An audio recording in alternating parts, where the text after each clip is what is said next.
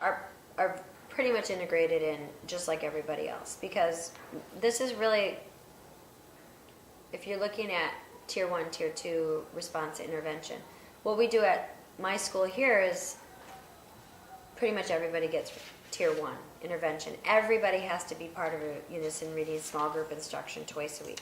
Some classes, the inclusion classes, the classes where there are special ed kids and 2 teachers in a class, they get more Unison Reading. But we don't, again, going back to how we differentiate, we don't differentiate in the form of leveling, of separating, segregating kids, or reductionist literacy programs that work on fluency or decoding. We don't reduce the need to a specific issue and address that specific issue. So again, Unison Reading is inclusive, and we address the need as it comes up on the table together.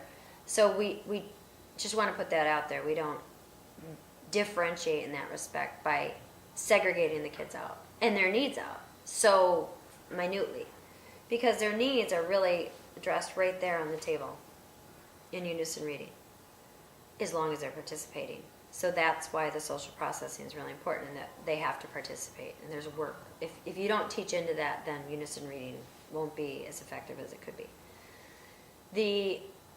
In my school, we have a self-contained program in the middle school. It's called the 12-to-1 program, 12 kids to 1 teacher. And that's a shelter program. And I actually worked with them quite a bit, because if Unison Reading was going to work, it had to work for them. Otherwise, it'd be like, let's go back to the drawing board. And what was really extraordinary about Unison Reading, the program of Unison Reading, is that the kids in the 12-to-1 in the shelter program would get it like an hour a day. And that's a special ed program. That's a special ed program. And they'd get it an hour a day in their shelter program.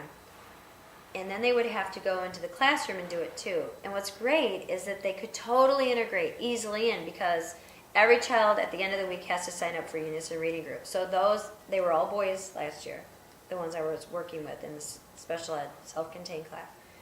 They would have to sign up in the regular ed classroom for Unison Reading group, just like everybody else, based on interest.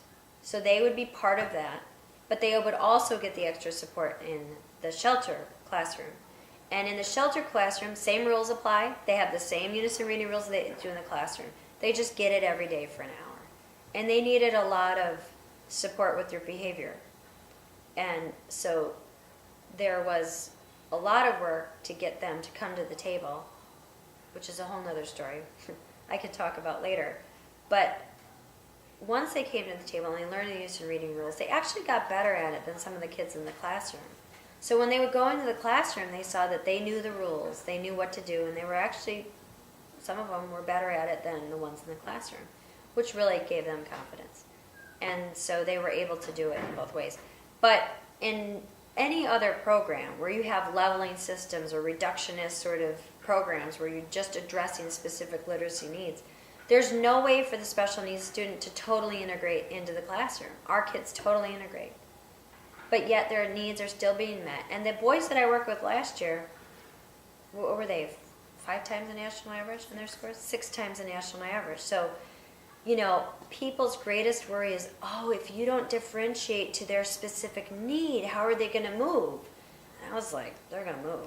Because these boys were reading, and they read 5 times the national average. You know, we finally got them reading. Now, did they read independently? That's another criticism. Oh, they're great in Unison Reading, but they still don't read independently. I didn't care. Because they were non-readers. They were non-readers when I started with them in September. So you cannot expect a total non-reader to move in a year to an independent novel and sit there for an hour, or even a magazine. But they sat at that table every day for an hour and read. And we read a lot, and they breached the group, and they followed into each other's breaches, and they jumped to the computer when they didn't know something. To take them from where they wouldn't even come to the table to that is huge. And then on a national reading test, standardized test, to do 5 times the national average, 6 times the national average. So, and then on a national reading test to do 6 times the national average.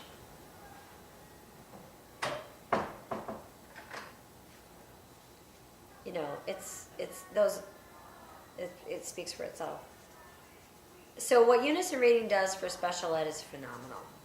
It's really, it's out of the box. Because for so long we've been following these transmission models of reading instruction for a century or more. We've been leveling children, whether it's basal readers or guided reading, it's the same thing. You're leveling kids, you're choosing a text for them, you're sitting in a circle and you're reading it together. And we really just sort of said, no, this isn't working. And it wasn't working for any of our kids, and especially our special needs kids. And this works for special needs kids. And you don't have to, they don't have to be separate.